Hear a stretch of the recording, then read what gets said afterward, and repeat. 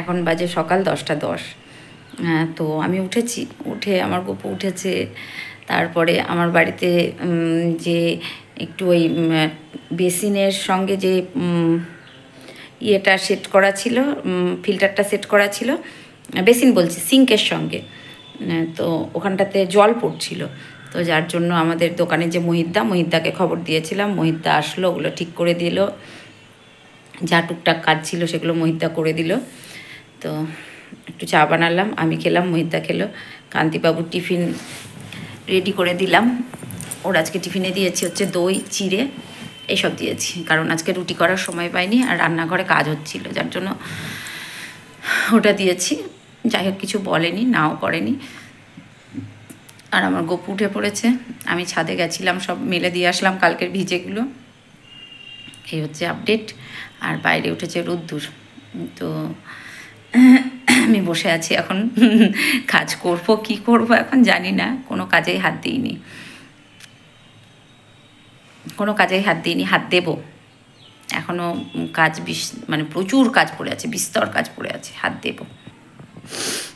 তো যে দেখি, ছেলেকে ফোন করলাম, ছেলে ঘুমোচ্ছে।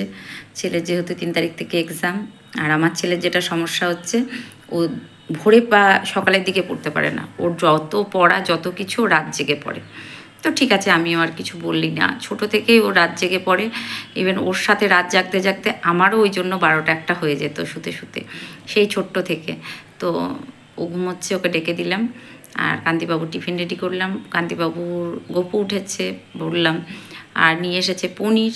কি করব জানি না, পনির করব, বাঁধাকপি করব, আর ভাবছি ভাজা কলাইয়ের ডাল করব, ইচ্ছে আছে, দেখা যাক।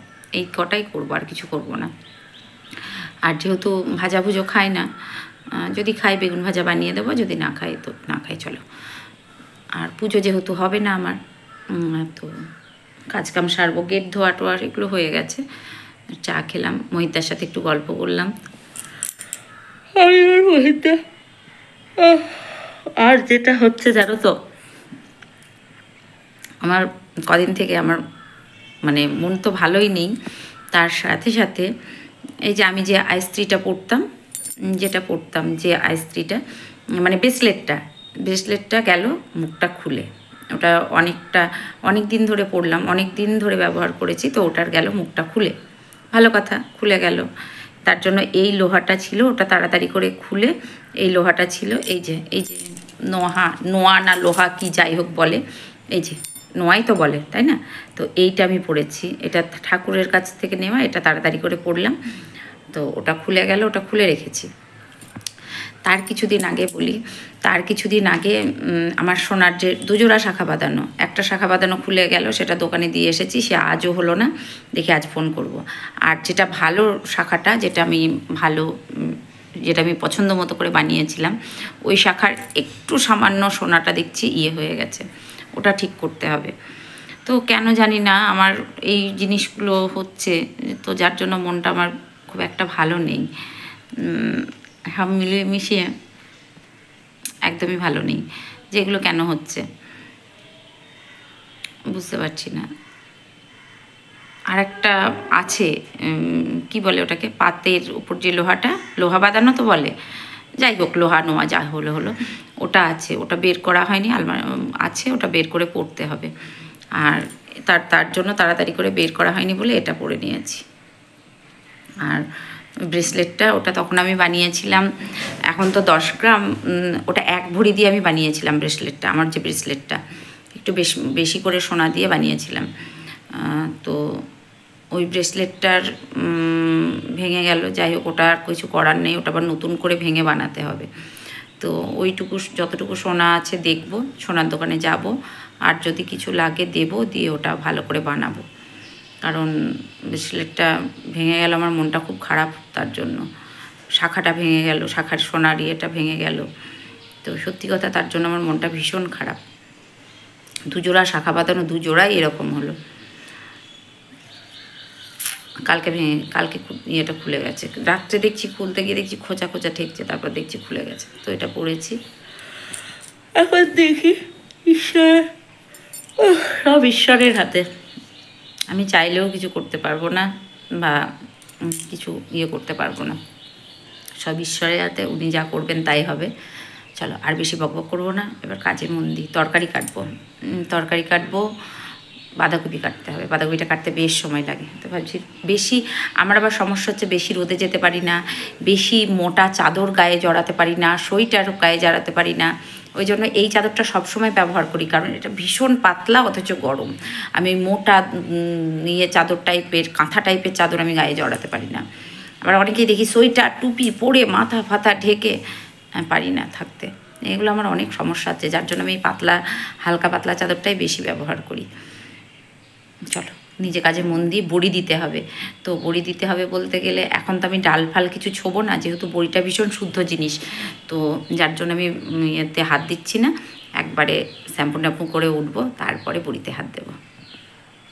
আর বেশি বক বক করবো না, এবার সবজিগুলো বানিয়ে রান্না বসাই। 10টা বাজে, 10:30 প্রায় হয়ে গেল। চলো। আর আমার বেগুন ভাজা, পনিরের তরকারি, ভাত এগুলো নেমে গেছে। দেখেছো, ধোয়াতে ক্যামেরাটা ঝাপসা হয়ে যাচ্ছে। তো বাঁধাকপি তরকারিটাও হয়ে গেছে। আজকে করেছি মানে সব কিছু হয়েছে। আর ভাজা কলাইয়ের ডালটা করলেই হয়ে যাবে। তো এর মধ্যে একটু দেব হচ্ছে কি বলে ওটাকে, দাঁড়াও, আলুর দমের মশলা, এটা দিলে হয়ে যাবে। আর বাসন রয়েছে, কাচার হয়ে আছে কটা, সেটা কাচবো। আর ঘর বারান্দাটা আরেকবার ভালো করে ঝাঁট দিয়ে নেবো, ব্যাস, তাহলেই আমার কমপ্লিট। যেহেতু ওই কাজ হলো সকালবেলায়, তারপর আর ঝাঁট দেওয়া হয়নি, রান্নায় ছুটে পড়েছিলাম। হয়ে গেছে, এবার নামিয়ে ফেলবো। আর এখানে কলাইয়ের ডাল সিদ্ধ করে রেখে দিয়েছি। এই যে গরম জল দিয়েছি, ডালে গরম জল দেবো তার জন্য। আর সব বাটিগুলা এদিক ওদিক আছে, পেলাম না, তো ওই ছোট্ট বাটিটাতে বসিয়ে দিয়েছি। আমার বাঁধাকপি হয়ে গেছে, ঘি দেবো না, যেহেতু কান্তিবাবু খাবে। তো এখন খুব পালাজোলা করছি কান্তিবাবুর জন্য, তো ঘি দেবো না। আলুর দমের মশলাটা দিয়েছি, তাতেই সুন্দর একটা স্মেল বেরিয়েছে। টমেটো দিয়েছি, মটরশুঁটি নেই আমার কাছে, মটরশুঁটি দিইনি। তো হয়ে গেছে, চলো এটা ঢেলে ফেলি। ঢেলে ডালটা বসিয়ে বাসন ধোবো। এই রান্নার বাসন আছে কটা, এই এখন বেরোলো, জলখাবারের বাসন, রান্নার বাসন, এ কটা ধুয়ে, দুটো কাচার আছে কেচে, তারপর ঘর বারান্দাটা ভালো করে ঝাঁট দেবো, ঝাঁট দিয়ে বেরোবো। ডাল ফুটতে ফুটতে আমি ওদিকে গেছিলাম কিছুটা ঝাঁট দিতে। তো কী সুন্দর গন্ধ বেরিয়েছে, অসাধারণ গন্ধ বেরিয়েছে। হয়ে গেছে, এবার নামিয়ে ফেলবো। বন্ধ করে দিলাম গ্যাস, এবার ঢালবো ডালটা। রান্না বসিয়ে দিয়েছি, রান্না বসিয়ে এই ঘরটার জামা কাপড়গুলো গোছাতে আসলাম। আর ভাবলাম ঘরটা একবারে ঝাড় দিয়ে নিই, তাহলে আমাকে আর বিকেলে ঘরটা ঝাড় দিতে হয় না। না হলে এই দুপুরবেলায় ঝাড় দিয়ে স্নান করতে যাওয়ার আগে ঘর দূরে একবার ভালো করে গুছিয়ে ঝাড় দিয়ে নিই, তাহলে বিকেলবেলাটা আমার পরিষ্কার থাকে। তো যথারীতি তাই করলাম। আর ওদিকে কান্তিবাবুর কটা ছাড়া জামা কাপড় ছিল, সেগুলো কাচতে বসলাম। তো ভাবছি নিচেই কেচে নিচেই মেলে দেবো, ছাদে মেলা রয়েছে কিছু, সেগুলো নিয়ে আসবো স্নান করে। বারবার ছাদে উঠতে ভালো লাগে না, জানো তো। আর জামা কাপড় কাচা হয়ে গেছে, ওদিকে জল পড়ছে। আর রয়েছিল প্রচুর বাসন জমা পড়েছিল, প্রচুর বাসন, এত বাসন জমা পড়েছে সে বলার মতো না। আমি যেহেতু বসে বসে বাসন মাজতে আমার প্রবলেম, তো ভীষণ যন্ত্রণা করছিল কোমরে। আর জামা কাপড় কেচে মেলা হয়ে গেছে, পরে আবার একটা কান্তিবাবু এসে ছেড়ে দিল, সেটা আবার কাচলাম। আর ওই র্যাকটা একটু নোংরা হয়েছিল, র্যাকটা ধুয়ে দিলাম। আর এখানে দেখাচ্ছি কি কি রান্না হয়েছে আজকে আমার। এখানে কলাইয়ের ডাল, ভাজা কলাইয়ের ডাল, বেগুন ভাজাটা একটু এক পাশ হয়ে গেছে, কোনো ব্যাপার না, আমি খাবো বলে। আর এটা বাঁধাকপির তরকারি, আর এটা পনিরের তরকারি, আর এখানে আছে ভাত। শুভ দুপুর। তো আমার ফাইনালি সমস্ত কাজকাম হয়ে এইবার খাবো। ছাদে আসলাম একটু, ছাদ থেকে একটু জামা কাপড়গুলো তুলে নিয়ে যাই। আর এই যে গাছগুলো সব ছাদেই আছে, কি সুন্দর লাগছে, দেখাচ্ছি। কান্তিবাবুকে বললাম জামা কাপড়গুলো একটু তুলে না, তো দিল না। দেখে আমি তুলতে পারি, আমি নিজে যখন পারি। গাছের গোড়ায় জল জমেছে, পচে যাবে গাছ। এত কালকে আমিই জল দিয়েছি, ও দেয়নি, ওর দোষ নেই, এবার খ্যাঁক করে ধরতাম। চলো, বেশ হাওয়া দিচ্ছে ঠান্ডা ঠান্ডা, কি সুন্দর লাগছে না গাছগুলো। আমার তো বেশ ভালো লাগছে বাবা, সুন্দর করে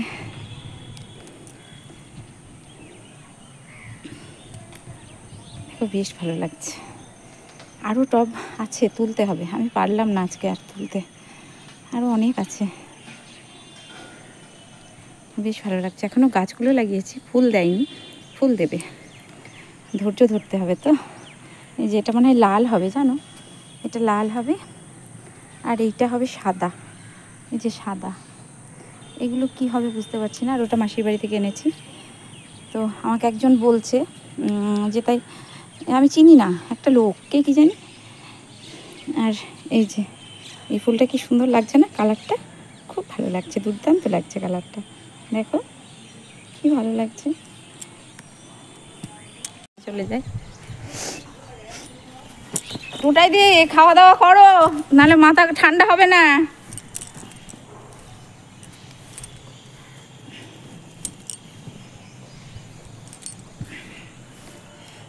তুলে নিয়ে দেয়, ওটাই দিকে বললাম খাওয়া দাওয়া করো, না হলে মাথা ঠান্ডা হবে না।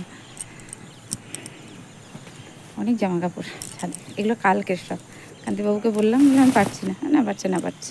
আমার গাছগুলো সকালে দেখা হয়নি, এখন দেখলাম। চলো নিচে নামবো, নেমে গপুকে ঘুম পাড়িয়ে খেয়ে নেব।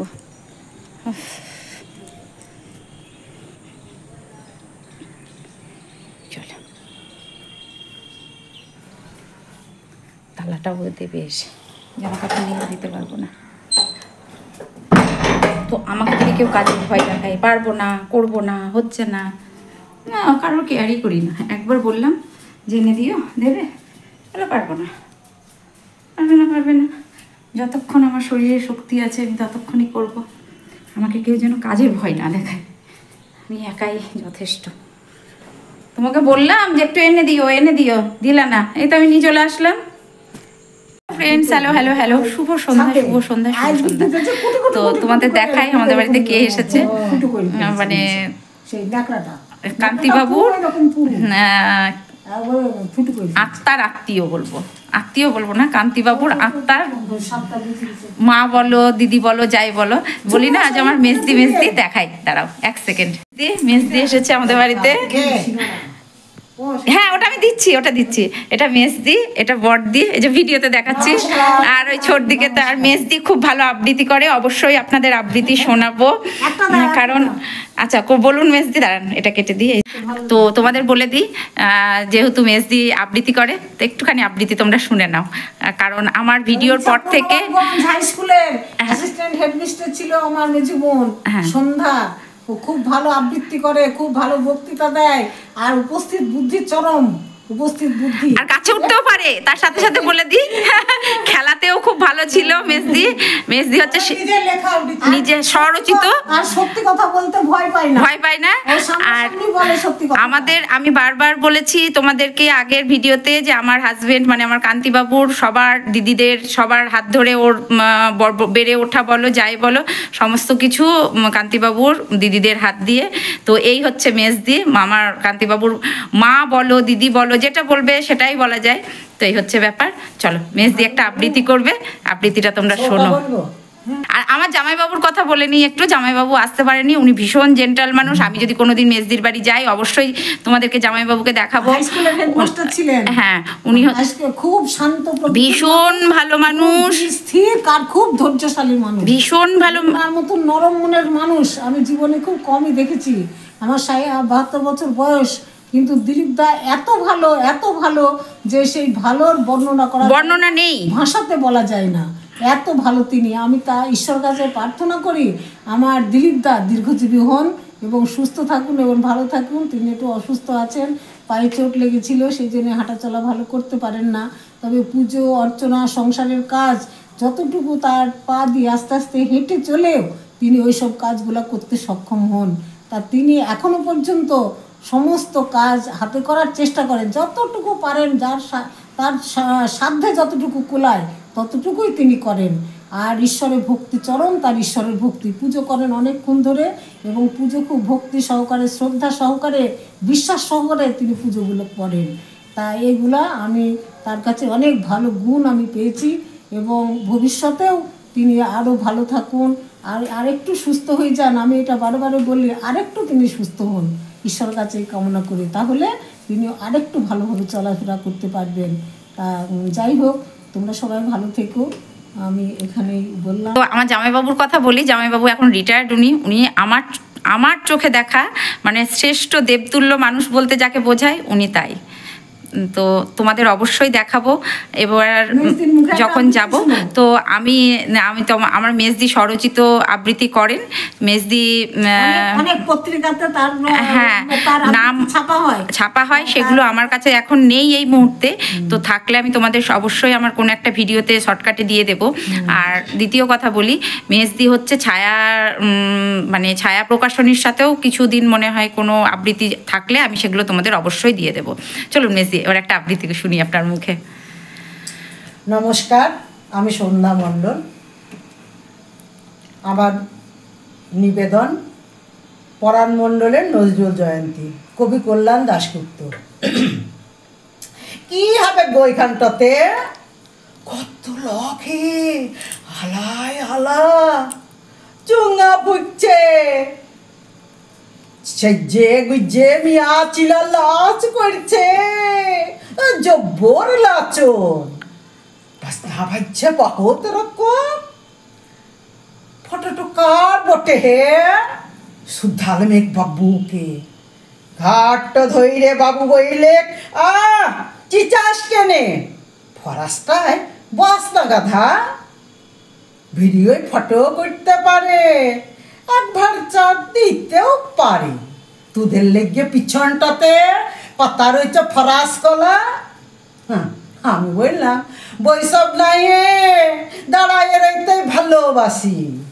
ধানি খেতে হালদি বাবু, মাঠেতে বাগালি করি। ফরাসা চিয়া ও তোমাদেরই থাকুক বাবু।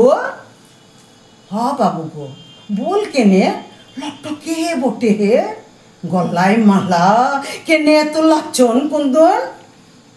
বাবু বইলে চিলিস এই কবিকে, নজরুল বটে, সভ্যহারাদের কবি বটে নজরুল সাহেব। গানহার কবিতা গলা ইনারি লিখা বটে। মন দিয়ে শোন, লয়তো বেটা বেড়াই যা। গুটি গুটি বেড়াই গেলাম, বিড়ি ধরাইয়ে হাঁটতে লাগলাম আপন মনে। চুঙাই তখন চাষার গান, গানটা শুনে রক্তে আমার মাদল বাজে, মাথায় চাপলো খুন। ছুটতে যাইয়ে ভিতর পানে বাবুটাকে বলল, হয় ওকে মালা পড়াইয়ে ধুনা দিয়ে ঢোং করছো কেনে, ফটোটো দাও না কেনে হে। ও আমাদের লোক বটে, ওর গানে আমার কথা, খেতের কথা, ভুখা লোকের মুখের কথা। ফটোটো দাও না কেনে, ওকে মিলিয়ে যাব বুকে চাইপে, ঘরের মাঝে বুকে বাঁশের খুঁটাই টাঙাইন দিব। পেঁয়াজ লঙ্কা পান্তা সব ভাগ করব কবির সাথে। খচ্চর একটা ছিলা গান ধরেছে, কবি তুমি নীরব কেনে। নীরব হইবে ক্লাই, তোমাদের বজ্জাতিতেই তো কবিরা যেমন হাল হয়েছে। চলো হে কাজী সাহেব, আমার গ্রামের ঘরকে চলো। ফুটা চালের মাটির দেয়াল, মেঝেটো ভিজা উঠে, তোমাকে বুঝা দিব গো কুটুস ফুলে। ভালোবাসা ভজ দিব গো কলমি শাকে। চলো হে কাজী সাহেব, আমার ঘরকে চলো, আমার ঘরকে চলো। অসাধারণ অসাধারণ অসাধারণ। তো একটা খুব ভালো মুহূর্তের সাক্ষী আমিও হলাম, তোমরাও হলে।